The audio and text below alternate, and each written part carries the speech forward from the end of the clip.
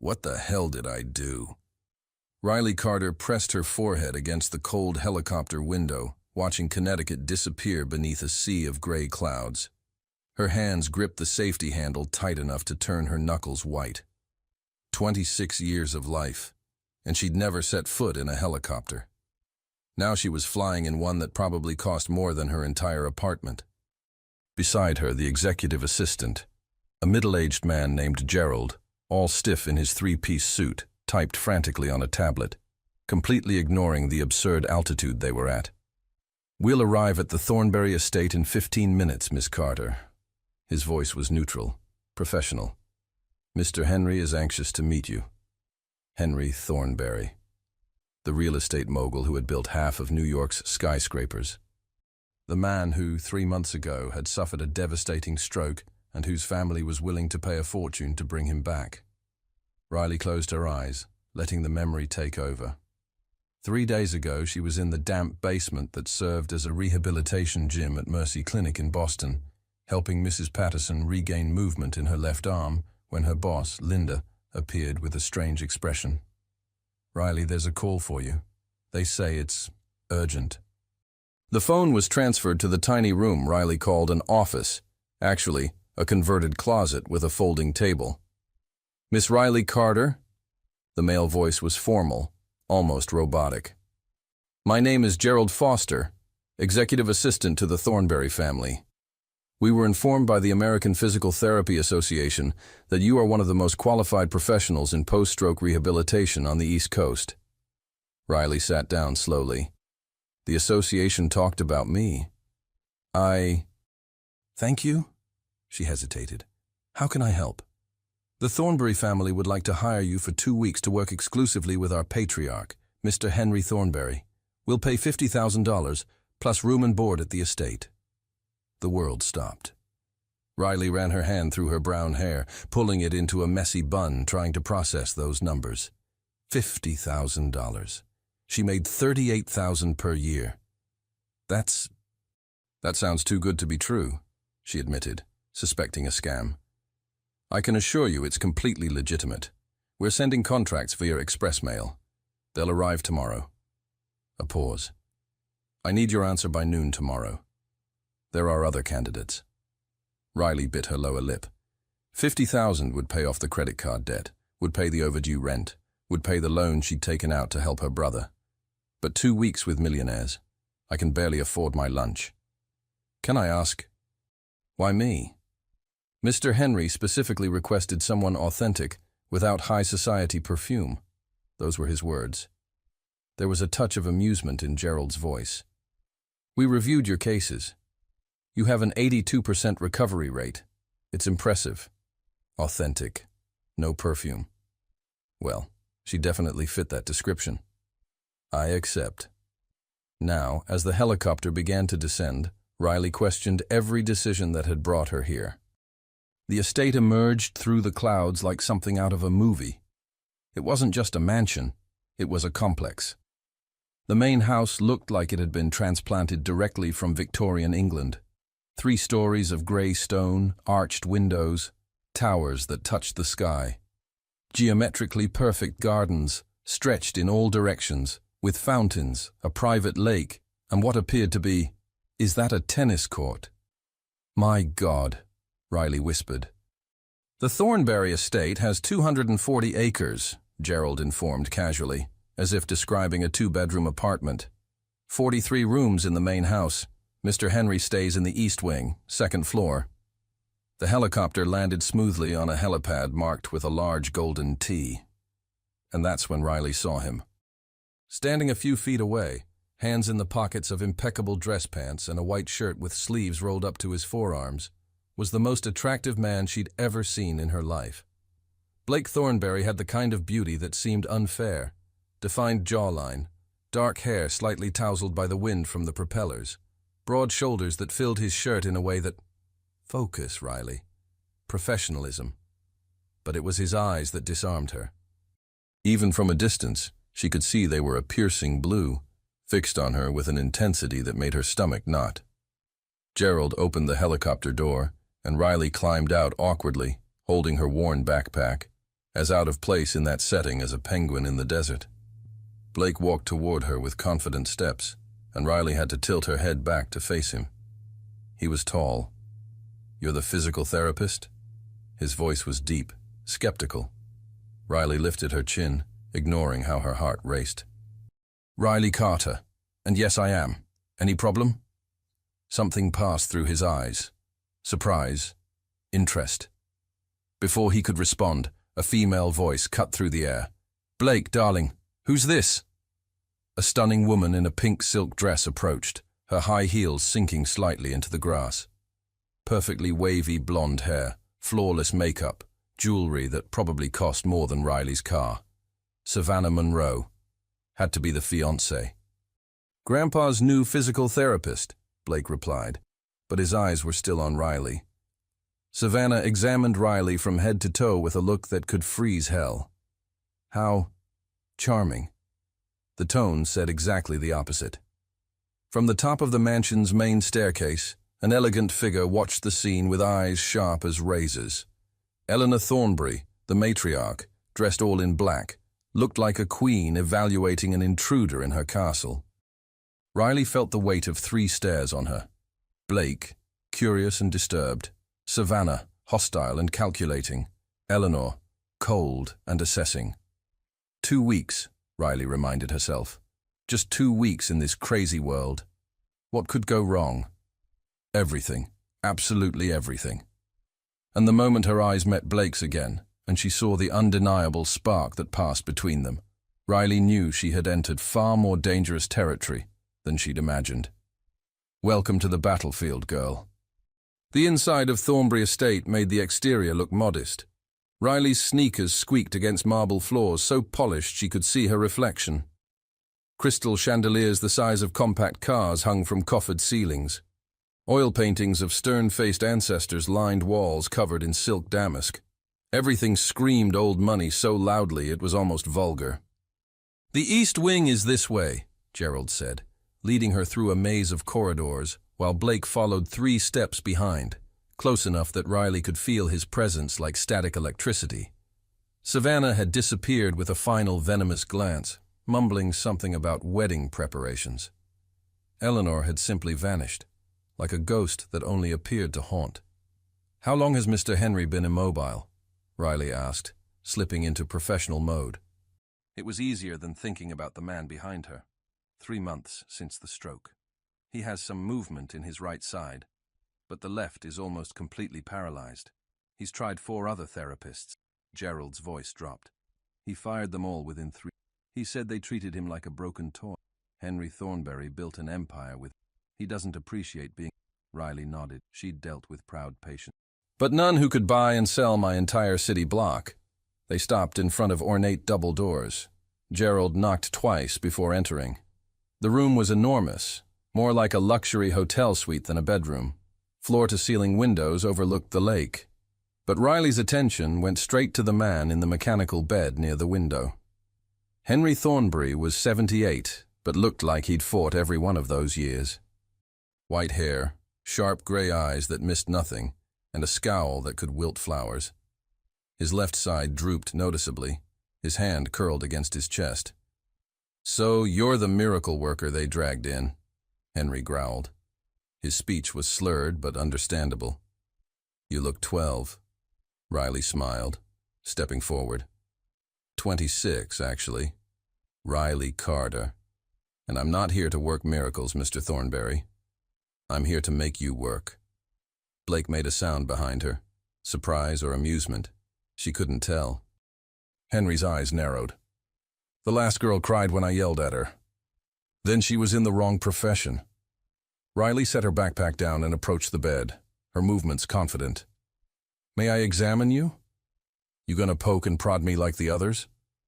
"Probably, but I'll explain everything I'm doing and why. Deal?" Something flickered in Henry's eyes. "Respect, maybe." "Fine. But if you waste my time with that baby talk nonsense." "Mr. Thornbury, I grew up with 3 brothers in South Boston. I don't do baby talk, I do real talk. And the real talk is, recovery is going to hurt. You're going to hate me some days, and if you want to yell, go ahead. I can take it. Silence filled the room. Then Henry laughed, a rough, rusty sound. I like her. She stays. Riley exhaled relief she hadn't known she was holding. 2 hours later, after a thorough examination and initial treatment plan, Riley emerged from Henry's room exhausted. Blake was still there, leaning against the wall across from the door like he'd been waiting. He laughed, Blake said, pushing off the wall. I haven't heard him laugh in 3 months. He's frustrated, not broken. There's a difference. Riley rolled her shoulders, wincing at the tension. He has good potential for recovery, but he needs someone who won't quit on him. Blake studied her with those impossibly blue eyes. And you won't quit? I don't know how. It came out more honest than she intended. Something shifted in his expression. He opened his mouth to speak when a melodious voice interrupted. Blake, there you are. Savannah appeared from around the corner, linking her arm possessively through his. Her smile was all teeth, no warmth. Mother Eleanor is waiting for us in the drawing room. Something about the wedding menu. Her gaze slid to Riley. I'm sure Miss Carter can find her own way to wherever the help is staying. The dismissal was clear. But what struck Riley was the way Blake's jaw tightened, the way he didn't return Savannah's smile. Riley is a guest, not staff, Blake said quietly, but there was steel in his voice. Gerald, please show Miss Carter to the blue room in the main house. Savannah's perfectly manicured nails dug into Blake's arm. The blue room. Blake, that's for family. Exactly. He gently removed her hand. I need to discuss Grandpa's care with Miss Carter. We'll meet you in 10 minutes. Savannah's smile froze. For a moment, Riley saw pure calculation in her eyes, like a chess player whose opponent just made an unexpected move. Of course, darling. Don't be long. She kissed his cheek and walked away, her heels clicking like a countdown. When she was gone, Blake turned to Riley. I should apologize for Savannah. She's protective of family matters. She's worried I don't belong here. Riley met his eyes. She's right. I don't. Maybe that's exactly what this place needs. Someone who doesn't belong. The air between them thickened. Riley's heart hammered against her ribs. This was dangerous. He was engaged. She was here to do a job, get it together. Mr. Thornbury. Blake. Mr. Thornbury, I'm here for your grandfather. Nothing else. I know. But the way he looked at her suggested he knew something else entirely. That evening, Riley discovered the blue room was larger than her entire apartment. A 4-poster bed dominated the space, draped in silk, the color of a summer sky. Her worn duffel bag looked criminal against the antique dresser. She was unpacking when a knock sounded. Gerald entered carrying a silver tray. Dinner is served in the formal dining room at 8, but I thought you might prefer something in your room tonight. The family can be overwhelming on a first day. Riley could have kissed him. You're a lifesaver. One more thing, Miss Carter. Gerald's expression grew serious. Be careful. The Thornbury family is complicated. Mrs. Eleanor doesn't approve of your presence. She believes Henry should be in a facility. And Miss Monroe. He paused. She's not who she appears to be. What do you mean? Just watch your back. This family has a way of eating people alive. When he left, Riley moved to the window, watching the sun set over the lake, painting everything gold and crimson. 2 weeks, she reminded herself. Survive 2 weeks.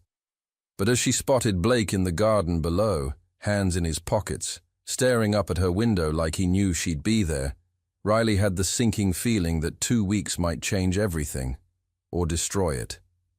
Riley lasted exactly 4 hours before Eleanor Thornbury summoned her. The message came via a housemaid who looked terrified to even knock on Riley's door.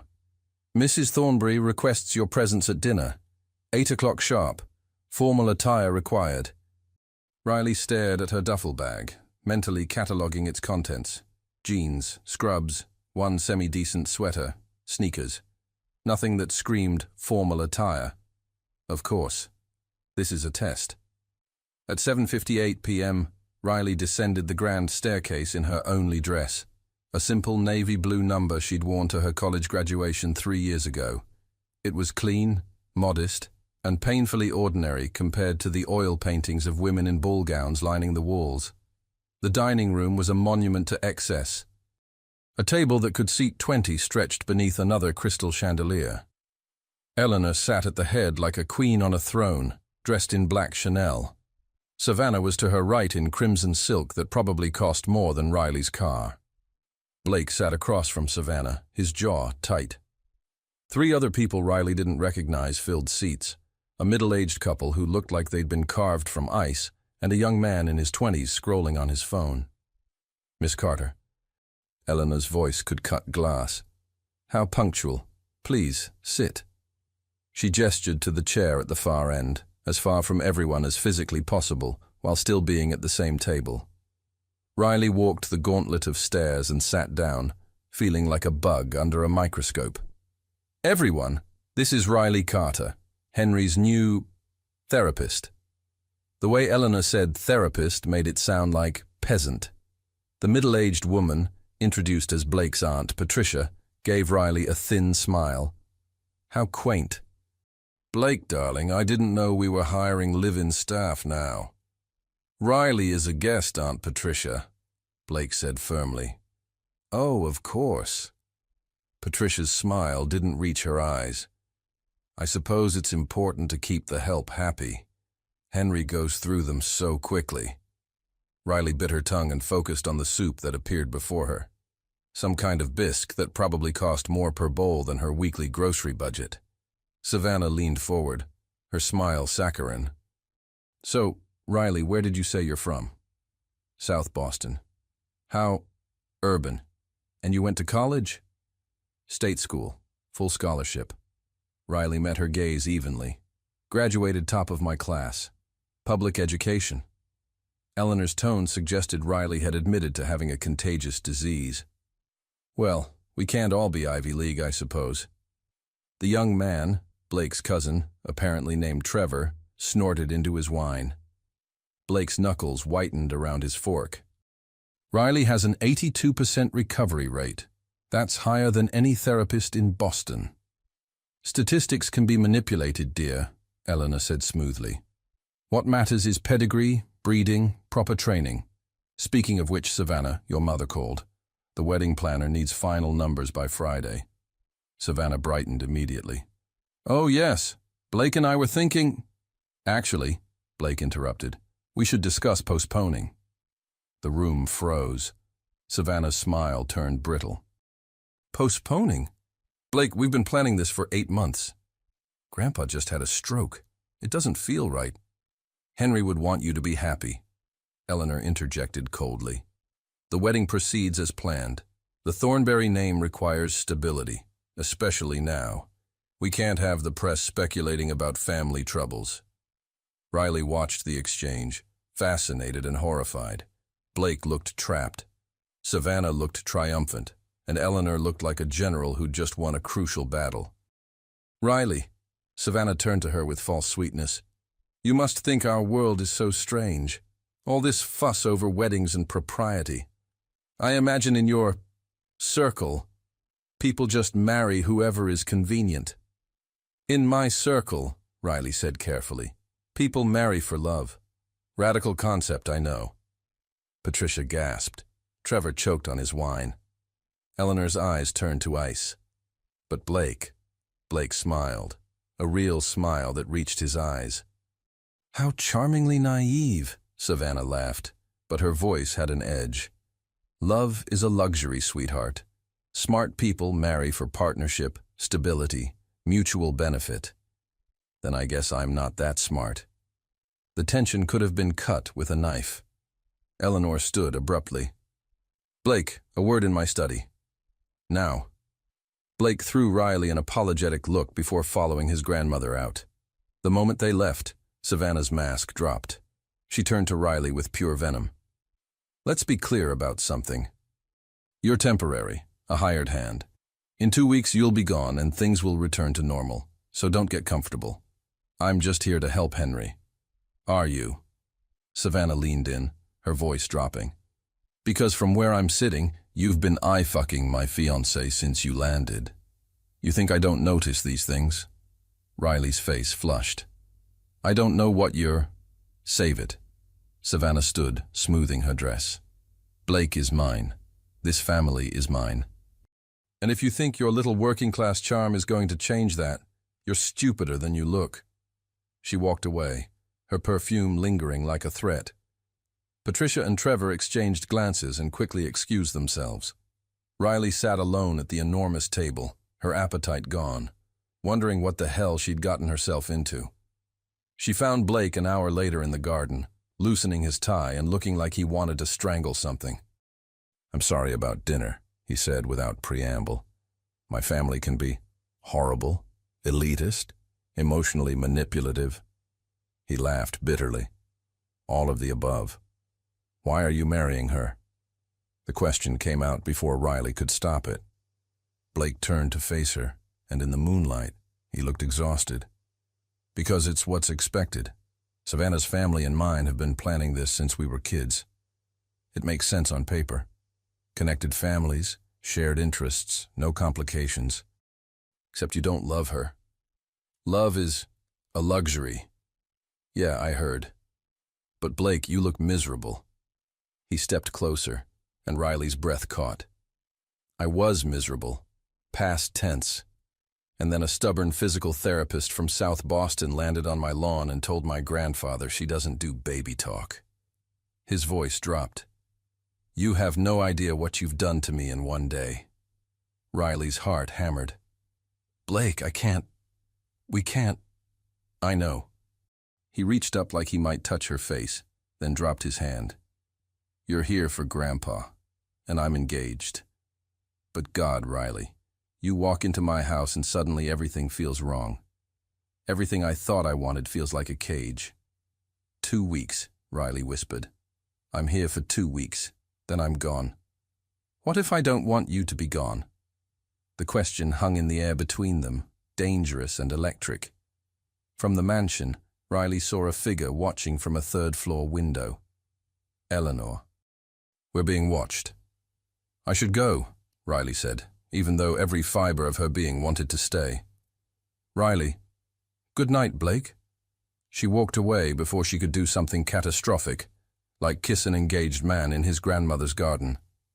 But as she reached the house, she heard Eleanor's voice echoing from the study. That girl is a problem, Savannah. Problems require solutions. And Riley knew the real battle had just begun. Day 3 at Thornbury Estate, and Henry was already throwing things. I'm not a damn puppet. A stress ball sailed past Riley's head, missing by inches. I know what my body can do. Right now, your body can throw tantrums. Riley picked up the ball calmly. When you're done acting like a toddler, we'll continue. Henry glared at her from his wheelchair, the one he'd refused to use until Riley had challenged him to a race. You don't back down, do you? Not when I'm right. Now, 5 more reps, or I tell Gerald you cried during yesterday's session. I had something in my eye. Sure you did. Riley grinned, kneeling beside him to adjust his left arm position. Come on, Henry. Show me what a thornberry is made of. Something softened in his eyes. He attempted the exercise, lifting his left arm with his right supporting it. It trembled violently, but it moved. Good, Riley encouraged. That's 3 inches higher than Monday. 3 inches in 3 days. At this rate, I'll be playing golf by 2030, or 6 months if you stop fighting me. She helped him lower his arm. You built an empire, Henry. You can rebuild yourself. Henry was quiet for a moment. You know why I like you, kid? You don't look at me and see a broken old man. You see work to be done. I see someone who's not done living yet. Yeah, well. He cleared his throat gruffly. My grandson sees something in you, too. Saw it the moment you stepped off that helicopter.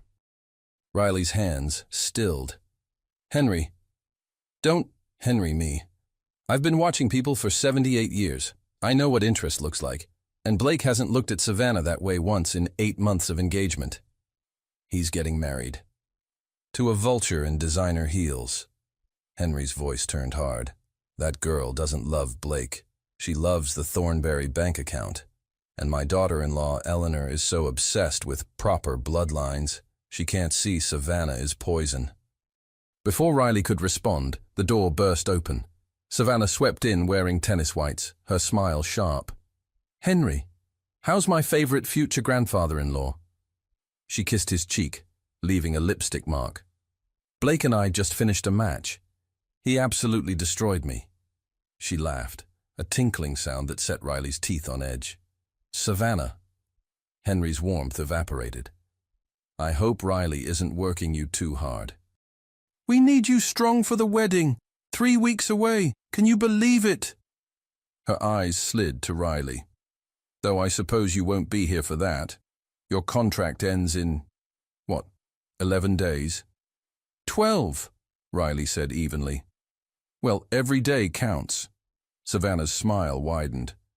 "Actually, Riley, Eleanor wanted me to mention there's been a complaint. Something about you using unorthodox methods. A housemaid heard Henry shouting yesterday and was concerned about abuse." Riley's blood ran cold. "That's ridiculous. Henry was frustrated with his own limitations, not—" "I'm sure it's just a misunderstanding." Savannah's voice dripped false sympathy. "But Eleanor takes these things seriously. Liability, you know. She's asked me to observe your sessions, just to ensure everything is appropriate." "Like hell she will," Henry growled. "This is my therapy. I don't need a babysitter watching my babysitter." "It's not up to you, unfortunately." Savannah pulled out her phone. "Eleanor has final say on all household matters. She's actually drafting a revised contract as we speak. New rules, more oversight." She looked at Riley. "You understand, of course. We have to protect the family." Translation: "We're building a case to fire you." That afternoon, Riley found Blake in the library, a 2-story room filled with more books than some public libraries. "They're trying to get rid of me," she said without preamble. Blake looked up from his laptop, concern immediately flooding his features. "What happened?" Riley explained Savannah's visit, the fake abuse claim, Eleanor's oversight. Blake stood abruptly, anger radiating off him. "This is insane. Grandpa's improving more in 3 days than he did in 3 months. They don't care about that. They care that I'm—" Riley hesitated. "That I'm disrupting their perfect plans." "That you're what?" Blake moved closer. "That I don't fit. Your grandmother made that clear at dinner." "Riley," his voice dropped. "This isn't about you not fitting. This is about them being threatened. Grandpa listens to you, respects you, and I—" He stopped himself, jaw clenching. "And you what?" "I can't stop thinking about you." The admission came out rough, tortured. "I'm supposed to be planning a wedding, and all I think about is how you looked telling off my aunt at dinner, how you laugh with Grandpa, how you don't take anyone's bullshit, including mine." Riley's heart hammered. "Blake, you're engaged. To the wrong person." He ran a hand through his hair. "I've known it for months, but told myself it didn't matter. Duty, family expectations, all that. And then you show up and make me feel alive for the first time in years." "So what are you saying? Call off a wedding 3 weeks away? Devastate your family? Throw away a relationship because some therapist made you feel something?" "Yes, all of it. Riley, The library door opened. Eleanor stood there, regal and cold as ice. "Blake, the wedding planner is here. Your presence is required." Blake's hands clenched into fists. "Grandmother, we need to talk about Riley's contract. The revised contract is perfectly reasonable. She'll have supervision, proper protocols, unless, of course, she's doing something that requires hiding." Eleanor's gaze could have frozen the sun. "Miss Carter, I trust you have no objection to transparency. It was a trap. Object and look guilty. Agree and be watched like a criminal." "Of course not," Riley said, lifting her chin. "Excellent. Your next session will be observed by Dr. Marcus Rothwell, a specialist we've retained. He arrives tomorrow." Eleanor smiled, a predator showing teeth. Blake, the planner is waiting. When they were alone, Riley sank into a leather chair. They're going to find a reason to fire me. Some tiny mistake, some procedural violation. The library door creaked. Gerald appeared, looking nervous. "Miss Carter, I probably shouldn't tell you this, but—" He glanced around. "Dr. Rothwell is Savannah's uncle. He's been instructed to find fault with your methods regardless of Mr. Henry's progress." "Of course he is." Riley laughed bitterly. "There's more. I overheard Eleanor and Savannah talking. They're planning something for tomorrow night, the family charity gala. Something about exposing the help's true colors. What does that mean?" "I don't know. But Miss Carter?" Gerald's expression was grave. "Whatever they're planning, it won't be pretty. They want you gone before you ruin their plans." "Plans for what?" "Blake," Gerald said simply. "They've invested too much in this marriage to let a physical therapist from Boston derail it." That night, Riley couldn't sleep. She stood at her window, watching storm clouds gather over the lake. A knock made her jump. She opened the door to find Blake, still in his dinner clothes, hair disheveled like he'd been running his hands through it. "I told them I'm postponing the wedding." Riley's breath stopped. "Blake, no. I can't do it, Riley. I can't marry her." He stepped inside, closing the door behind him. "Grandmother threatened to cut me off." Savannah cried. "Aunt Patricia called me selfish, but all I could think was, I'd rather lose everything than spend one more day lying to myself. And when I leave in 12 days, what then?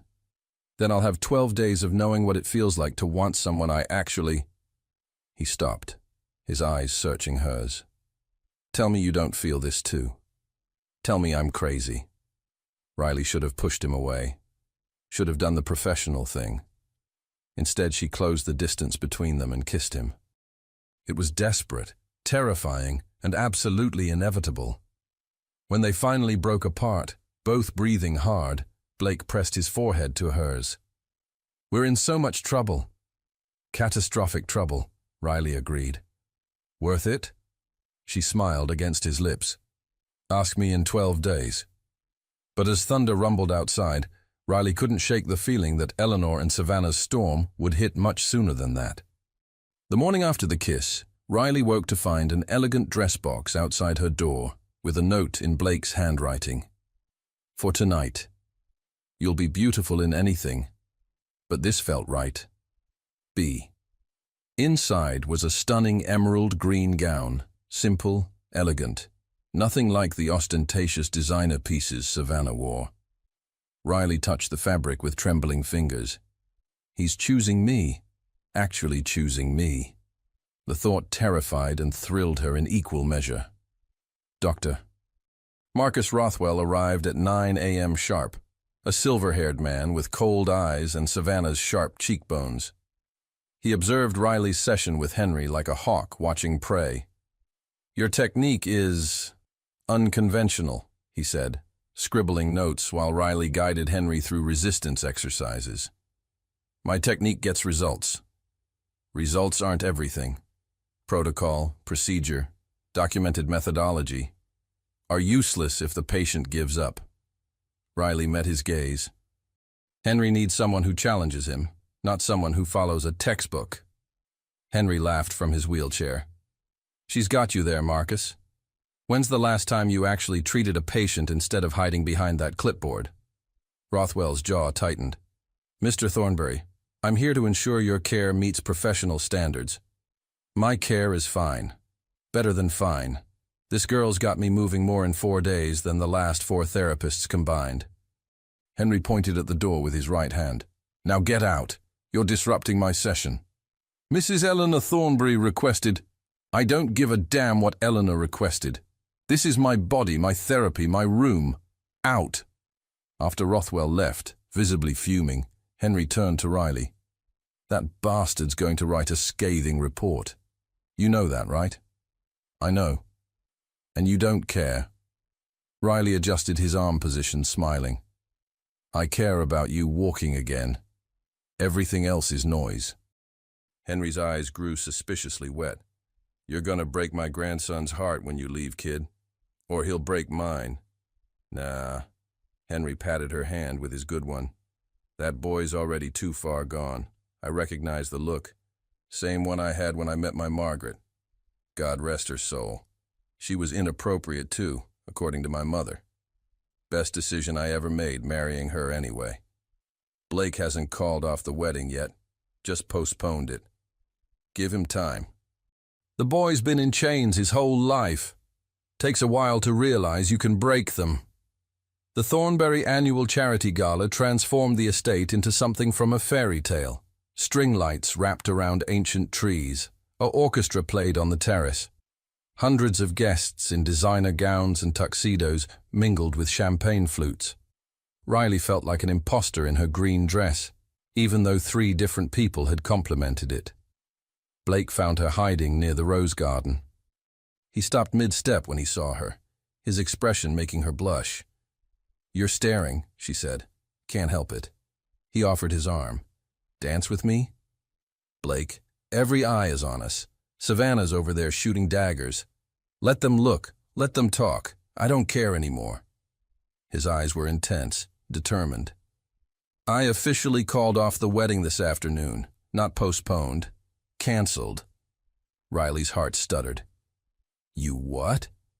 Savannah's furious. "Grandmother threatened to remove me from the company. Aunt Patricia called me an embarrassment." He pulled Riley closer. "And I've never felt freer in my life." They swayed to the music, Riley's hand in his, acutely aware of the scandalized whispers around them. "This is insane," she whispered. "We barely know each other." "I know you're brave, stubborn. You stand up to billionaires and don't blink. You make my grandfather laugh. You make me want to be better than who I was yesterday." Blake's voice dropped. "I know that when you leave, you'll take something vital with you, so I'm asking you not to leave." "Blake, Miss Carter." Eleanor's voice cut through the music like a blade. She stood on the terrace, microphone in hand. "Would you join us for a moment? I'd like to recognize our staff's hard work tonight." Staff. The word was a slap. Blake's hand tightened on hers. "Don't. It's fine." Riley pulled away, chin up. She wouldn't give Eleanor the satisfaction of seeing her rattled. She climbed the terrace steps, aware of hundreds of eyes on her.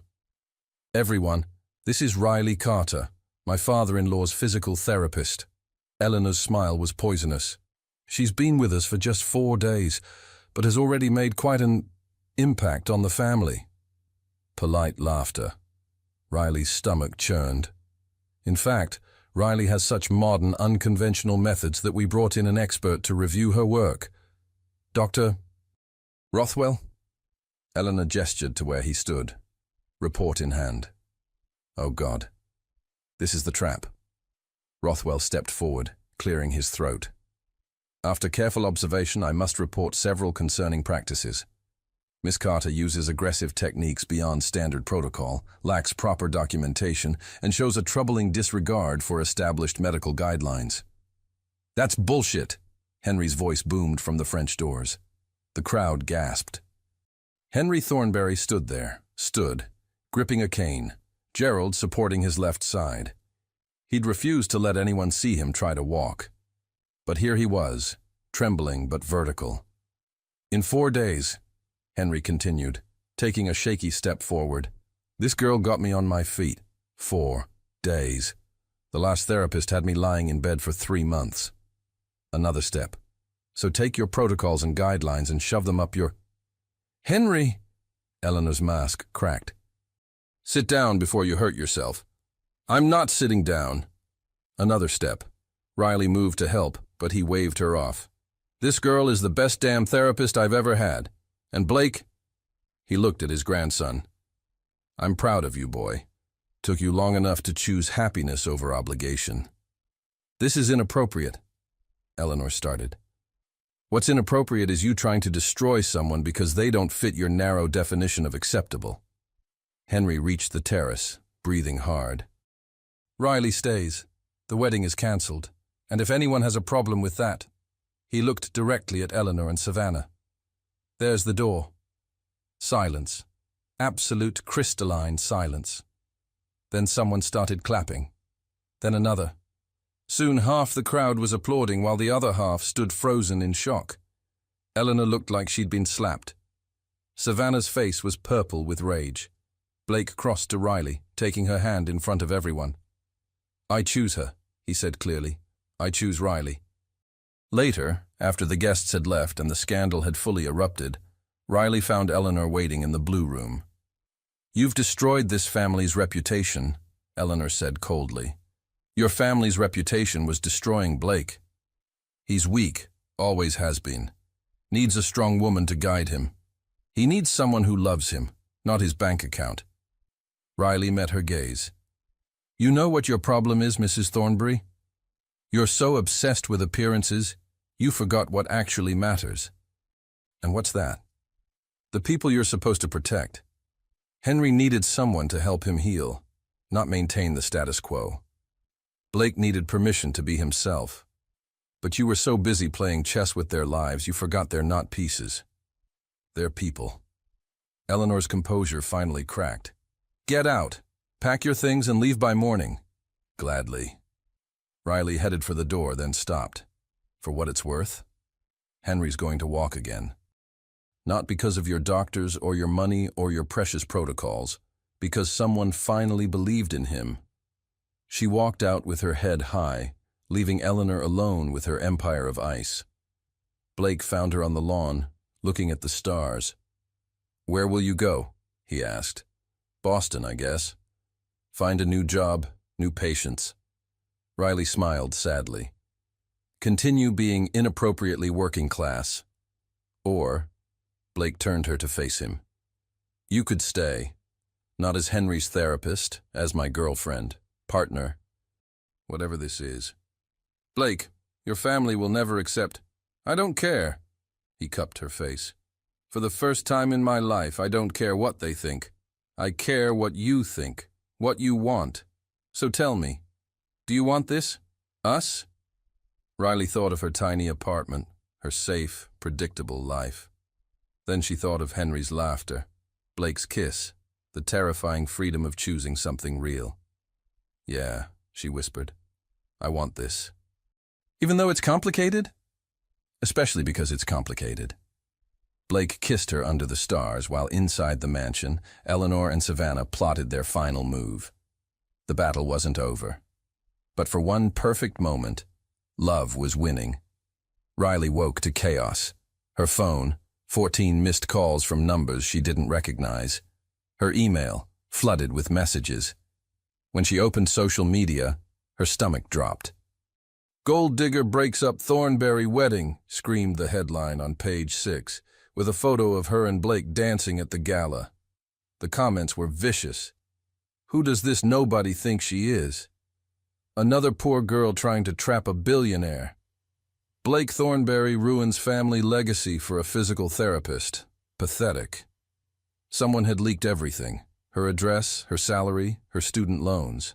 Her entire life dissected and found wanting by strangers. Riley's hands shook as she scrolled through the vitriol. A knock. Blake entered without waiting, his face pale. "Riley, I'm so sorry. Someone gave the press your information. Let me guess. Savannah or your grandmother?" "Both, probably. They held a press conference an hour ago. Painted you as a manipulative opportunist who seduced me for money." His jaw clenched. "I've already called my lawyers. We'll sue for defamation." "Blake, stop." Riley stood, wrapping her arms around herself. "Look at this. Really look. These people aren't wrong." "What are you talking about?" "I'm a nobody from South Boston who stumbled into your world. You called off a wedding, after knowing me for 5 days. How does that look to everyone else?" "I don't care how it looks." "Well, I do," Riley's voice cracked. "My phone hasn't stopped ringing. Reporters outside my apartment building in Boston are harassing my neighbors. My mother called crying because someone told her I'm a prostitute." Blake reached for her, but she stepped back. "I'll fix this. I'll make a statement. Clarify." "You can't fix this. Your world doesn't work like mine." In my world, you can't just throw money at problems until they disappear. Riley's eyes filled with tears. Maybe everyone's right. Maybe I am in over my head. Don't let them win. That's exactly what they want, to make you doubt yourself, doubt us. Before Riley could respond, Gerald appeared in the doorway, looking stricken. Mr. Blake, your grandmother has called an emergency board meeting. She's moving to have you removed as CEO of Thornberry Enterprises. Blake's face went white. She can't do that. She has the votes. She's been calling board members all morning. Gerald hesitated. And Miss Riley. There's a restraining order being filed. Miss Monroe claims you threatened her last night. That's insane. I didn't even speak to her. It doesn't matter if it's true, Gerald said quietly. It matters that it's been filed. The press already has the story. The board meeting was brutal. Riley watched from outside the conference room as Eleanor presented her case. Blake was having a mental breakdown, his judgment compromised by an opportunistic woman. The company needed stable leadership. One by one, board members who'd known Blake since childhood voted against him. When he emerged 3 hours later, he looked hollowed out. I'm out. Effective immediately. They're installing Aunt Patricia as interim CEO. Riley felt sick. Blake, this is my fault. No, it's theirs. But his voice lacked conviction. That evening, Eleanor summoned Riley to her study, a room of dark wood and darker intentions. Sit. It wasn't a request. Riley remained standing. If you're going to threaten me, just get it over with. I'm not going to threaten you, Miss Carter. I'm going to offer you something. Eleanor opened a leather portfolio. $5 million, tax-free, deposited in whatever account you choose. Riley's breath caught. In exchange for? Leave, tonight. Disappear from Blake's life completely. No contact, no farewell, nothing. Eleanor's eyes were cold. Additionally, you'll sign an NDA agreeing never to discuss the family publicly. You're trying to buy me off. I'm offering you freedom. Take the money, pay off your debts, start over somewhere new, or stay and watch Blake lose everything. His company, his family, his inheritance. Because I promise you, Miss Carter, if you remain in his life, I will systematically destroy every aspect of it. You'd hurt your own grandson. I'd save him from making the worst mistake of his life. Eleanor leaned forward. You don't belong in this world. You know it. He'll realize it eventually, after the novelty wears off, after he resents you for what he's lost. Better to end it now, with dignity and compensation. And if I refuse, then things get ugly. Criminal investigations into your credentials, audits of your finances, perhaps even questions about your relationship with Henry. Elder abuse is a serious charge. Eleanor smiled. I have resources you cannot imagine, Miss Carter. I will bury you. Riley's hands clenched. You're a monster. I'm a mother protecting her family. Now decide. $5 million and freedom, or stay and watch everything burn. Riley found Henry in his room, practicing standing without the cane. He'd made remarkable progress, could hold himself upright for nearly 30 seconds now. You look like hell, kid, he said, gripping the parallel bars Gerald had installed. Your daughter-in-law just offered me $5 million to disappear. Henry's laugh was bitter. Sounds about right. What did you tell her? I haven't yet. Riley slumped into a chair. Henry, maybe she's right. Blake lost his job because of me. His family hates him. The press is destroying both of us. How is this worth it? You love him? The question hung in the air. Riley swallowed. I don't know. It's been 5 days. That's crazy. Margaret and I knew after 3.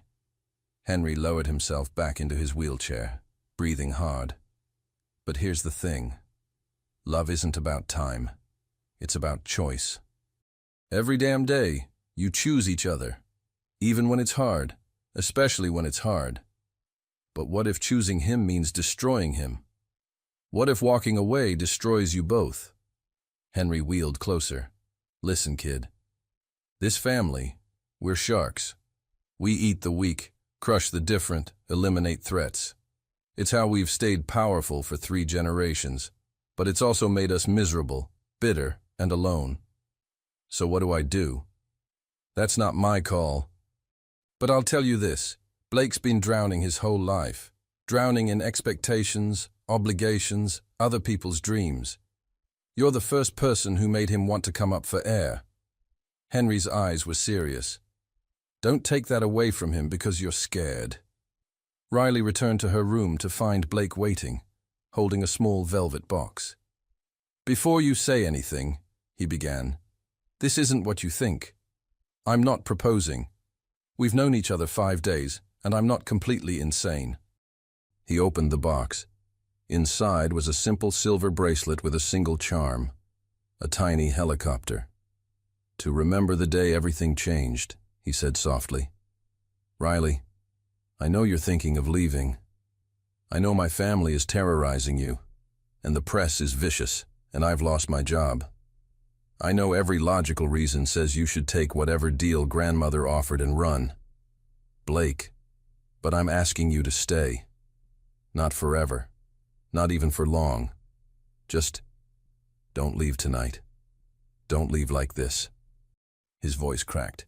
Give me 1 more day to prove that what we have is worth fighting for.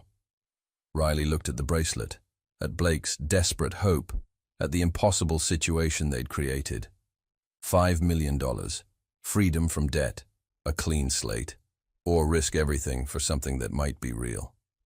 1 more day, she whispered, taking the bracelet. Blake's relief was palpable as he fastened it around her wrist.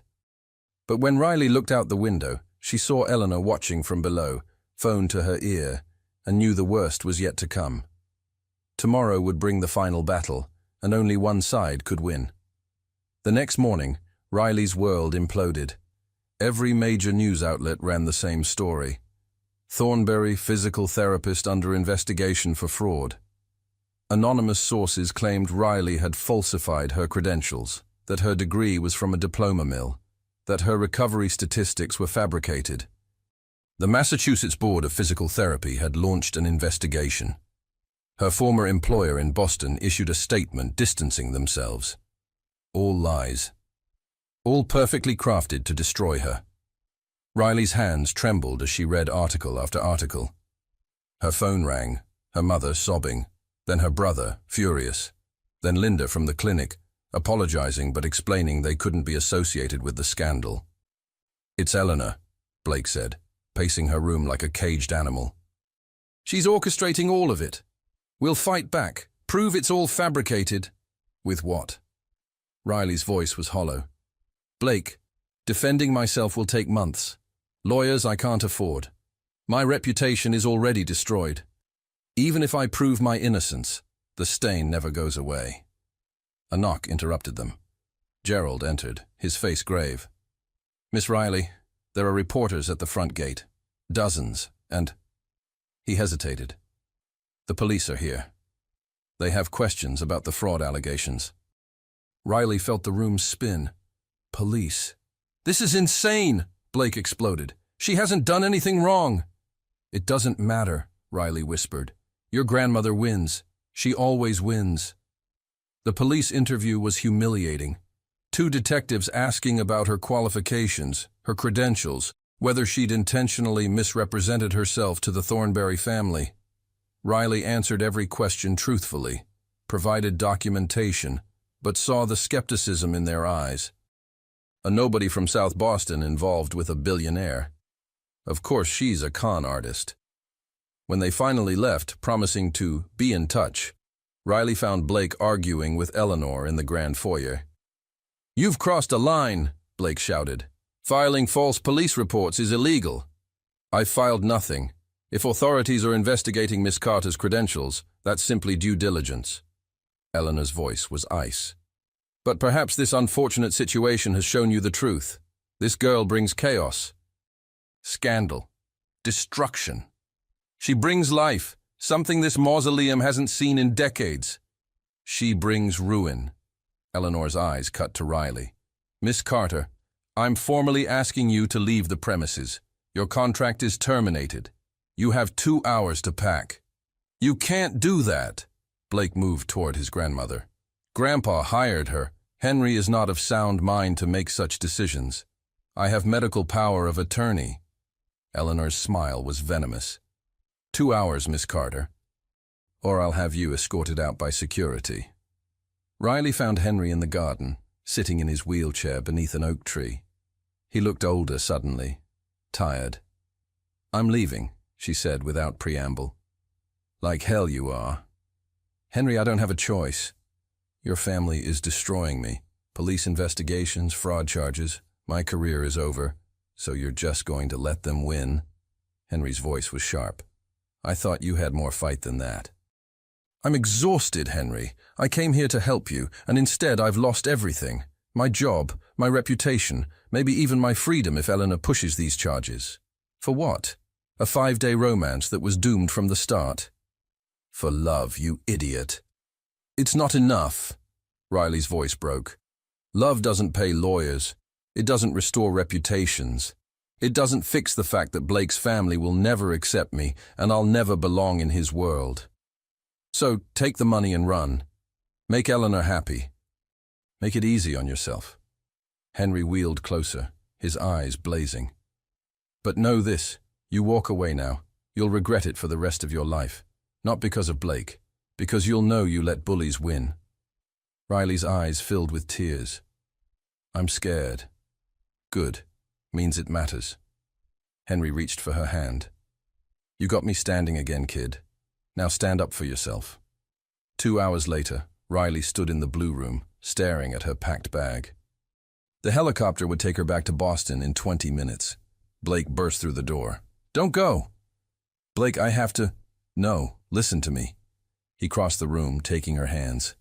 I've spent my entire life doing what was expected, following rules, making everyone else happy, and I've been miserable, empty. And then you showed up, this fierce, stubborn, beautiful woman who didn't care about my money or my name, and suddenly I could breathe. Your family will never stop fighting us. And then we'll fight back, together. Blake pulled out his phone, showing her a document. I've been on the phone all morning with lawyers. Every allegation against you, we're filing defamation suits. The fraud claims, already debunked by the Massachusetts board, Gerald got them to issue a statement. Your credentials are impeccable. Riley's breath caught. But the investigation? Was Eleanor making calls to pressure them? It's collapsing already. Blake cupped her face. You're not a con artist. You're not a gold digger. You're the woman who made my grandfather laugh again, who stood up to my family, who made me want to be better. I'm still a nobody from South Boston. You're Riley Carter, and that's everything. His eyes were intense. Stay, not for me, for yourself, because you deserve to stand up and say, I'm not going anywhere. Riley looked at the helicopter through the window, then at Blake's desperate hope, then at the bracelet on her wrist. 5 days ago, she'd landed here with nothing to lose. Now she had everything to lose, or everything to gain. If I stay, she whispered, your grandmother will escalate. Let her. I'm done being scared of her.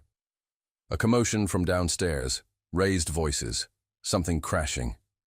Blake and Riley rushed down to find Eleanor and Savannah in the foyer, surrounded by photographers. What the hell? Blake started. Smile, darling, Savannah chirped. We're announcing our reconciliation. Blake realized his mistake. The wedding is back on, and that gold digger is being escorted out as we speak. Security! Eleanor called out. 2 men in suits moved toward Riley. Don't you dare touch her! Blake stepped between them. This is insane! The wedding is canceled! Is it? Savannah held up her phone, showing a photoshopped image of Blake and her kissing. Sources say you came crawling back last night, begging forgiveness. Poor Riley was just a midlife crisis. The photographers' cameras clicked frantically. Riley felt sick. They've thought of everything, every angle, every lie. Enough! A voice boomed from the staircase. Henry stood at the top, without his cane or walker, gripping the banister but upright, powerful despite his age. This stops, now. He descended slowly, each step deliberate. The room held its breath. Eleanor, you've been running this family like a dictatorship for 20 years. Making Blake miserable, driving away anyone who doesn't fit your mold. Well, I'm done letting you. Henry, you're not well, Eleanor started. I'm perfectly well. Well enough to see that this girl, he pointed at Riley, has more integrity in her little finger than you've had in your entire life. He reached the bottom step. Blake loves her. Really loves her. And I'll be damned if I let you destroy that. This is my family. It's my family. Henry's voice cracked like thunder. I built this empire. My name is on every building, and I'm changing my will. Effective immediately. Everything goes to Blake, on the condition that he follows his heart, not your rules. Eleanor went white. You wouldn't dare. Watch me. Henry turned to the photographers. You want a story? Here it is. Henry Thornbury supports his grandson's relationship with Riley Carter. Anyone who doesn't like it can get the hell out of my house. Silence. Absolute, stunned silence. Then Gerald started clapping. Slowly, other staff members joined in. Savannah's face purpled with rage. She turned and stormed out, photographers scrambling after her. Eleanor stood frozen, her power suddenly fragile. You've made a terrible mistake, Henry. The only mistake I made was letting you bully this family for so long. He looked at Riley. Stay, kid, please. Riley looked at Blake, at Henry, at the home that had become a battlefield, and made her choice. I'm staying. 6 months later, Riley woke to sunlight streaming through floor-to-ceiling windows and Blake's arm wrapped around her waist. The penthouse apartment overlooked Boston Harbor, their compromise between his world and hers. You're staring, Blake murmured, eyes still closed. Can't help it. Riley traced his jawline. Still can't believe this is real. 6 months and you're still surprised? He opened those blue eyes, smiling. How long until you accept that I'm not going anywhere? Ask me in 50 years. He pulled her closer, kissing her until she forgot what day it was. Her phone buzzed. A text from Henry. Stop making out and get over here. Big day, remember? Riley laughed. Your grandfather is psychic. Or Gerald's spying again. They arrived at Thornbury Estate to find it transformed. The cold, museum-like mansion now felt warm, flowers everywhere, staff actually smiling, music playing from speakers hidden in the gardens. Henry waited on the terrace, standing tall with only a cane for balance. 6 months of therapy with Riley, and after she'd left to start her own practice, 2 other therapists following her methods, had brought him back to near full mobility. About time, Henry called. Thought you two would be late to your own party. It's your party, old man, Blake corrected, embracing his grandfather. Details. Henry winked at Riley. You look good, kid. Private practice suits you. Riley's rehabilitation center, funded by an anonymous donation that she suspected came from Henry, had opened 3 months ago, already had a waiting list. The fraud allegations had been thoroughly debunked, her reputation not just restored but enhanced. She'd been featured in Physical Therapy Today as a revolutionary in post-stroke recovery. Speaking of looking good, Riley said, someone's been practicing walking without me. Had to stay sharp. Can't have my favorite therapist thinking she's irreplaceable. But Henry's eyes were warm. Come on, there's someone I want you to meet. Inside, the party was in full swing, but Henry led them past the crowds to a quiet library where a woman in her 60s sat reading, elegant, silver-haired, with kind eyes. Riley, Blake, meet Dorothy Mitchell, my new companion. Henry's voice held a shyness Riley had never heard before. Dorothy stood smiling. The famous Riley. Henry talks about you constantly. All good things, I hope.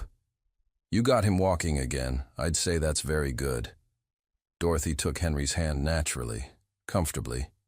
He's told me everything. How you stood up to Eleanor. How you helped Blake find his courage. I think you're remarkable. Riley blinked back tears. Seeing Henry happy, really happy, made every horrible moment of those first weeks worth it. The party was for multiple celebrations: Henry's recovery, Blake's new company, a real estate firm focused on affordable housing, the antithesis of Thornbury Enterprises, and Blake and Riley's engagement. That last one still made Riley's head spin. Blake had proposed 2 weeks ago on the anniversary of the helicopter ride that had changed everything. Nothing elaborate, just the two of them on a boat in Boston Harbor, where he'd gotten down on one knee and said, "I want forever with you. All the mess, all the joy, all of it." The ring was simple, a single diamond, elegant and unpretentious. Perfect. Eleanor had, predictably, refused to attend any event Riley was part of. She'd moved to the Thornbury estate in Florida, effectively exiling herself. Patricia ran Thornbury Enterprises now, sending Blake polite but cold holiday cards. Savannah had married a hedge fund manager 3 months after the scandal, a marriage that lasted exactly 6 weeks before ending in a spectacular divorce involving accusations of affairs, fraud, and a Maserati driven into a swimming pool. Last Riley heard, she was in Europe, spending her settlement. "Penny for your thoughts." Blake wrapped his arms around Riley from behind. "Just thinking how different everything is." "Better or worse?" "Better. Terrifyingly better." She turned to face him. 6 months ago, I was eating ramen in a studio apartment, drowning in debt. Now I have my own practice. I'm engaged to you, and your grandfather is dating." "Don't forget the book deal," Riley groaned. "I still can't believe I agreed to that." A publisher had offered her a deal to write about her rehabilitation techniques. From Physical Therapy to Personal Triumph would be out next year.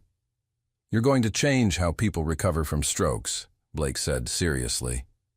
"That's what you do. You change lives. You change mine. Pretty sure you changed mine, too. Then we're even."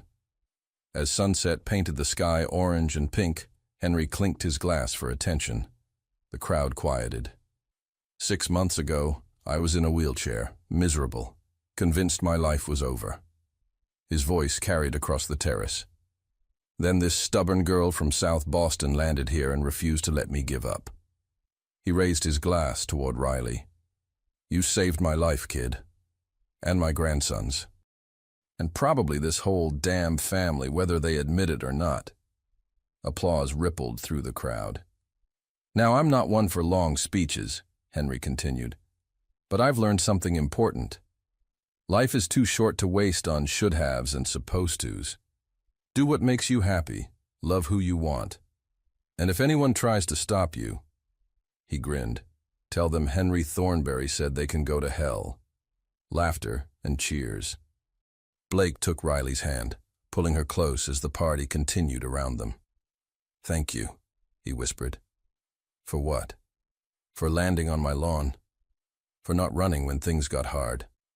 For choosing us." He kissed her forehead. "For being exactly who you are."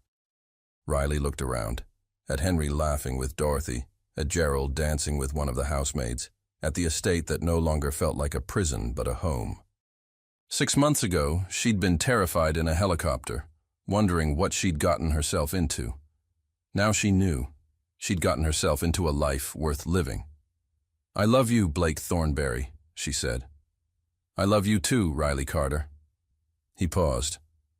"Soon to be Riley Thornbury." "Actually," Riley smiled, "I was thinking Riley Carter Thornbury. Can't completely abandon my South Boston roots. Wouldn't want you to." As fireworks exploded over the lake, Henry's idea, naturally, Blake kissed her, and Riley thought about how one helicopter ride, one stubborn choice to stay, had transformed everything. Sometimes the best love stories started with terrible first impressions, impossible odds, and the courage to fight for something real. 5 years later, Riley adjusted her daughter's dress, while Blake tried to wrangle their son into his miniature suit. "Henry Jr., stop pulling on Grandpa's cane," Blake called. "Let the boy live."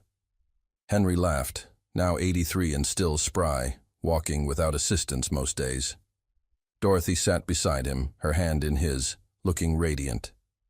They were at the opening of the Riley Carter Thornbury Rehabilitation Center, the fifth location. What had started as one small practice had grown into a network spanning the East Coast, revolutionizing post-stroke care. Their daughter, Margaret, named after Henry's late wife, was now 3. Henry Jr. was 18 months of pure chaos. "I can't believe we're doing this," Riley whispered to Blake as they prepared to cut the ribbon. "You can't believe you're opening your 5th center, have 2 kids, and married a former billionaire who now builds affordable housing?" Blake grinned. "Which part is unbelievable?" "All of it. None of it." Riley laughed. "Everything." Eleanor had passed away the previous year. They'd attended the funeral, made peace as much as possible. She'd left Blake a letter apologizing, in her own stiff way, admitting she'd been wrong about Riley. Savannah had sent a gift basket when Margaret was born, an olive branch perhaps, or just good manners. They'd never know. As Riley stood before the crowd, Blake beside her, their children squirming, Henry beaming with pride, she thought about the terrified girl who'd stepped off that helicopter 5 years ago. That girl had no idea what was coming, the battles, the heartbreak, the triumph. But she'd faced it all, and found exactly where she belonged. "Ready?" Blake asked, handing her the scissors. Riley looked at her family, the one she'd chosen and the one she'd built, and smiled. "Ready." The end.